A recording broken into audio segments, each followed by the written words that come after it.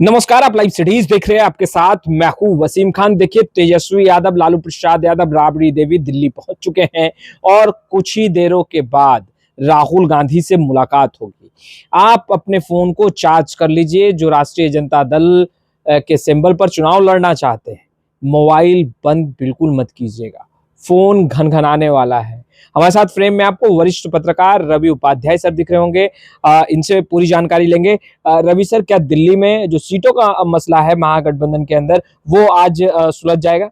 देखिए, निश्चित रूप से आप थोड़ा सा 2020 की ओर चलिए। 2020 में जब यही महागठबंधन और एनडीए के बीच लड़ाई हुई थी, चुनावी जंग विधानसभा में, तो वहाँ फोटो फिनिश हुआ था। फोटो फिनिश कहने का मतलब नेक टू नेक कंटेस्ट हुआ था और बहुत कांटे का संघर्ष, जिसको हम लोग याद करते हैं, जो ऑन रिकॉर्ड है। तो वो फोटो फिनिश कहने का मतलब है कि जब बड़ी संघर्ष की लड़ाई हुई तो उसमें कई सीट ऐसे आरजेडी के खाते से निकल गई जो 100, 150, 200, 1000, 2000। तो ये इस बार यह मुकम्मल तैयारी आरजेडी की ओर से है कि वैसे पहलवानों को, ऐसे योद्धाओं को अखाड़ा में उतारा जाए जो कि इस बार जो मार्जिन है वह बेहतर मार्जिन हो, वह फोटो फिनिश वाला मार्जिन नहीं हो। बेहतर, तभी हम जो है सो एनडीए को शिकस्त दे सकेंगे। और आप देख रहे हैं कि एनडीए की भी कभी लिस्ट तैयार हो रहा है, सूची तैयार हो रही है, दिल्ली में ही तैयार हो रही है। महागठबंधन की भी सूची आज उसका अंतिम स्वरूप दे दिया जाएगा। राहुल गांधी से देर शाम आज जो है सो मुलाकात होने वाली है, जिसका पहले से ही वो शेड्यूल तय है कि राहुल गांधी जो लोकसभा में नेता प्रतिपक्ष हैं और मल्लिकार्जुन खड़गे जो कांग्रेस के राष्ट्रीय अध्यक्ष हैं, उनके साथ में आज लालू प्रसाद यादव जो राजद अध्यक्ष हैं, विधानसभा में नेता प्रतिपक्ष जो तेजस्वी यादव हैं, उनकी मुलाकात होने वाली है। तो ऐसे में वह जो ब्लूप्रिंट तैयार किया गया है, जो कांग्रेस की ओर से जो लोचा की बात कही जा रही है, जो कांग्रेस जिन जिन सीटों पर अड़ी हुई है, उसको कैसे हम एकोमोडेट करेंगे, यह एक मसला है। तो इस मसले पर तमाम समाधान आज देर शाम, देर रात तक सब कुछ सुलझ जाएगा और उसके बाद से जो महागठबंधन है या विशेष तौर पर जो आरजेडी है, उसका 10 सर्कुलर रोड से या फिर एक पोलो रोड जो तेजस्वी यादव का सरकारी आवास है, वहां से फोन आपको घंटी बजने लगेगी, घनघनाने लगेगी आज रात से कुछ सेलेक्टेड लोगों को। और फिर जब तेजस्वी यादव और लालू प्रसाद यादव पटना लौट जाएंगे, आपको कल देर शाम, तो आपको सबको फिर वहां से आपको फोन की घंटी बजती हुई दिखाई पड़ेगी, यह एकदम मान के चलिए। और उसके बाद से इसीलिए हम लोग कह रहे हैं कि बार बार कि फोन को रिचार्ज कर लीजिए, फोन बनाए रखिए। वैसे जो विधायक हैं, जो सिटिंग एमएलए हैं, जिनके खिलाफ कोई एंटी इनकम्बेंसी नहीं, कोई जनता का गुड मैसेज है, वैसे लोगों को तुरंत बुला करके पीला लिफाफा थमा दिया जाएगा, पीला लिफाफा दे दिया जाएगा, पीला लिफाफा थमा दिया जाएगा, जिसमें कि जो सिंबल होता है लालटेन छाप, बजाते अधिकृत पार्टी के राष्ट्रीय अध्यक्ष से होकर के वह सिंबल आपको मिल जाएगा। आप जाइए और उसके बाद से अपने अपने क्षेत्र में अपने तिथि के अनुसार जो आपका शुभ दिन होता है, नामांकन, नॉमिनेशन कर दीजिए। पर इतना सरल लग रहा है सर, मुकेश सहनी को तेजस्वी यादव समझा पाएंगे? देखिए, मुकेश सहनी, निश्चित रूप से मुकेश सहनी की बात है, जो मुकेश सहनी आप जो एक मसला है बना हुआ, लेकिन मुकेश सहनी का जो मसला है वह डिप्टी सीएम बनने की बात है। तो निश्चित रूप से मुकेश सहनी को तोहफा दिया जाएगा, डिप्टी सीएम वो बनेंगे, उसमें कहीं कोई दो मत नहीं है। अब वो पहले से ही अनाउंसमेंट, देखिए पहले से अनाउंसमेंट की परंपरा अब नहीं रही। ये अब तेजस्वी यादव की यह आरजेडी है, पहले वाली बात नहीं रही। अब इसलिए से हर कुछ देखिएगा कि आपको बड़ा परिवर्तन, बड़ा सब कुछ बदला हुआ दिखाई पड़ रहा है महागठबंधन इंडिया ब्लॉक में। और खुद जिस स्टेट में लोकसभा में नेता प्रतिपक्ष और विधानसभा में नेता प्रतिपक्ष 16-17 दिन तक लोगों से मिलते रहे, 1 to 1 वोट चोर गद्दी छोर का नारा लगता रहा, और वैसी परिस्थिति में आप फिर से जब तैयारी हो रही है, तो वैसे में मुकेश सहनी का जो एक आध दो सीट को लेकर के जो वहापोह की स्थिति बनी हुई है, जो स्पेसिफिक सीट की वह मांग कर रहे हैं, जो चिन्हित सीट है मुकेश सहनी की, वह भी उनको देने की बात होगी, उसमें कहीं कोई दो मत नहीं है। और डिप्टी सीएम तो उनको कमिट कर ही दिया गया है, वह अभी जबरदस्ती अनाउंसमेंट नहीं हो सकता है, इस बात को समझना पड़ेगा। तो वह भी एकोमोडेट हो जाएंगे, उनको भी कहीं ना कहीं आपको, और वही नहीं, भाकपा माले जो दीपांकर भट्टाचार्य की पार्टी है, वह भी एक आध दो सीट आगे पीछे करने की बात है। तो आपको जब अखाड़े में मजबूत पहलवान को शिकस्त देना पड़ेगा, तो सब कुछ अंदर खाने से निकाल के बाहर रख देना पड़ेगा। चाचा का क्या सर? नहीं, अब चाचा जो राष्ट्रीय पार्टी है, उनकी जो लोक जनशक्ति पार्टी राष्ट्रीय है पशुपति कुमार पारस की, उनके खाते में भी उनको भी कुछ सीट दिया जाएगा, उनको भी सीट देने की बात आ रही है। अब उनके यहाँ देखिए, अब सूरजभान सिंह बड़े नेता हैं, वह उनकी पत्नी को लड़ने की बात आ रही है, सूरजभान सिंह के भाई की लड़ने की बात आ रही है। तो अब बात आ रही है कि पशुपति पारस के भतीजा और जो है सो बेटा लड़ेंगे अलौली। तो यह सब कई सारी सीटें हैं जिस पर आपको एकजुटता के साथ, मजबूती के साथ अगर रहिएगा तभी आप चुनाव। जेपी सर हिस्सा बनेंगे महागठबंधन क्या, या फिर चर्चाएं तो ये भी चल रही हैं कि मर्ज करने की बात? देखिए, निश्चित रूप से मर्ज करने की ही बात होगी और वही बात चल भी रही है अंदर खाने में। तो मर्ज हो जाएगा तो वह लालटेन सिंबल पर तमाम जो है सो उनकी पार्टी के लोग लड़ते हुए दिखाई पड़ेंगे और निश्चित रूप से यह होता हुआ भी दिखेगा, तभी मजबूती मिलेगी। और देखिए, लालटेन पर जब लेकर के आप सिंबल जाइएगा तब वो जो समीकरण के हिसाब से वह वोट उस पर चढ़ेगा और यही तेजस्वी भी चाहते हैं कि लालटेन पर ही जो है सो वह चुनाव लड़ें।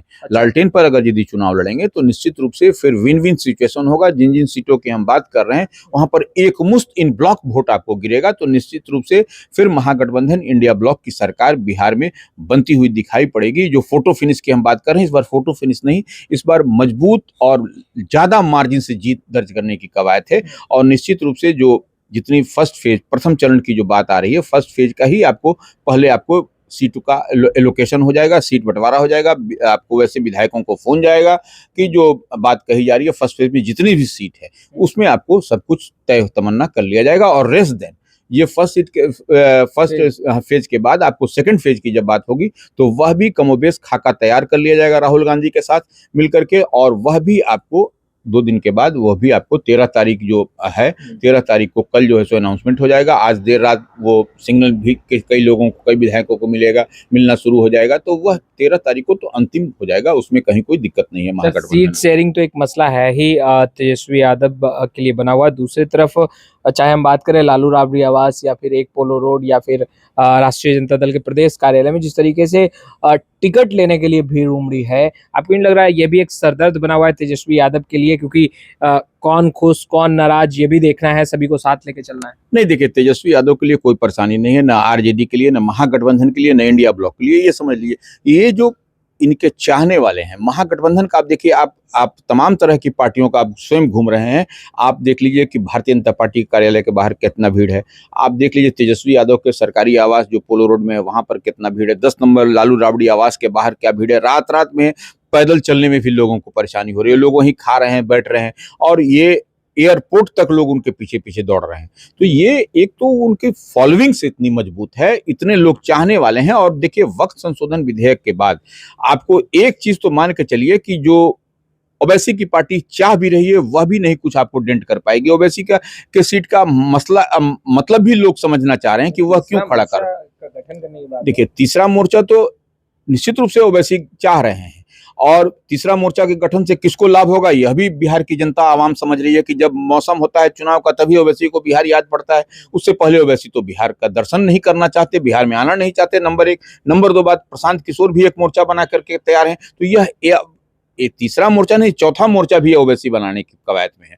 तो ये डायरेक्ट, देखिए, लोग इस बार जो भी जनता है बिहार की आम आवाम अपना वोट जाया नहीं करेगी। आप देखिएगा कि जब रिजल्ट का परिणाम आएगा तो वो क्या निकल के सामने आमने की लड़ाई आपको होगी। कोई तीसरा मोर्चा, कोई चौथा मोर्चा नहीं आपको दिखाई पड़ेगा। सामने आपको एनडीए होगा और महागठबंधन इंडिया ब्लॉक होगा, वही मुकम्मल तैयारी। और देखिए, उसी का ब्लूप्रिंट आज देर रात राहुल गांधी के समक्ष और मल्लिकार्जुन खड़गे के समक्ष, कांग्रेस के जो बड़े नेता हैं उनके समक्ष पूरी लिस्ट रखी जाएगी। पूरी लिस्ट पर 1 to 1 बात होगी लालू प्रसाद यादव से, उसमें तमाम अलायंस पार्टनर के साथ, और मुकेश सहनी हो या भाकपा माले हो, सबको एकोमोडेट कर लिया जाएगा और मजबूत के साथ। नहीं तो अगर नहीं एकोमोडेट होगा, नहीं होगा तो निश्चित रूप से फिर आपको स्पेस आप दीजिएगा। तो ये बिहार की जनता इस पर माफ करने वाली नहीं है। बिहार की जनता चाहती है कि जो वोट के नाम पर, वोट चोर के नाम पर, वोट चोर गद्दी चोर का जो नारा जो महागठबंधन इंडिया ब्लॉक ने लगाया था राहुल गांधी के साथ मिलकर के, तेजस्वी के साथ मिलकर के, बिहार की आम आवाम, तो वह इस बार मजबूती के साथ आपके लिए खड़ी है। और इस बार कोई भी तीसरा मोर्चा, चौथा मोर्चा के चक्कर में अगर फंसा तो वो फिर बिहार की जनता माफ नहीं करने जा रही है। यह एक मजबूत लड़ाई की तैयारी है इस बार, इसको मान के चलिए। और देखिए, इसीलिए एनडीए के लिए परेशानी का सबब बना हुआ है महागठबंधन इंडिया ब्लॉक। ब्लॉक। एनडीए भी जान रही है कि हमारे सामने मजबूत पहलवान महागठबंधन इंडिया ब्लॉक से आएगा। आप सीमांचल की बात देख लीजिए या फिर मगध की बात देख लीजिए, किस तरीके से तेजस्वी यादव कुशवाहा वोटर को साध रहे हैं सीमांचल के इलाके में। इधर आप देखिएगा भूमिहार समाज को साध रहे हैं मगध के क्षेत्र में। तो यह एक बड़ा चौंकाने वाला परिणाम आएगा। आप लोकसभा भी देख रहे हैं, लोकसभा में भी किस तरीके से तेजस्वी ने कुशवाहा समाज को औरंगाबाद से दिया, औरंगाबाद जैसे गढ़ को जो है सो किला को फतह किया। तो यह एक बड़ी मजबूत लड़ाई है इस बार आपको कोई झोल झाल नहीं होगा। आप देखिए पाटलिपुत्रा में मीसा भारती जीत करके आई, जो भारतीय जनता पार्टी का गढ़ था। आप देखिए काराकाट देख लीजिए, बक्सर देख लीजिए, आरा देख लीजिए, तो तमाम तरह की सीट है जो ऐसे सीट हैं। आप पूर्णिया देख लीजिए। तो यह क्या बताता है? यह बताता है कि जो समीकरण साधने की बात महागठबंधन इंडिया ब्लॉक कर रहा है वह निश्चित रूप से मजबूत समीकरण साधने की कवायद है। और निश्चित रूप से आप ये बात मान के चलिए कि यह एक बड़ी लड़ाई, मजबूत लड़ाई इस बार पॉलिटिकली आपको दिखाई पड़ेगी बिहार में।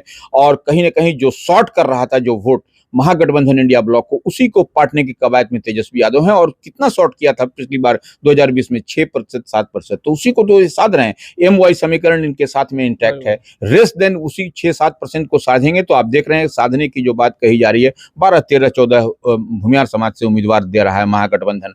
तो इंडिया ब्लॉक आपको तो कुशवाहा समाज पर तो पूरा ही ढरा हुआ है, कुशवाहा समाज को। तो यह अब देखने और समझने वाली बात है कि महागठबंधन का पेनिट्रेशन कहां तक अंतिम पायदान तक जाता है। तो आपने सुना वरिष्ठ पत्रकार रवि उपाध्याय सर को, फोन की घंटी बजने वाली है, तैयार रहिएगा। फिलहाल इस वीडियो में इतना ही। आपका बहुत बहुत शुक्रिया।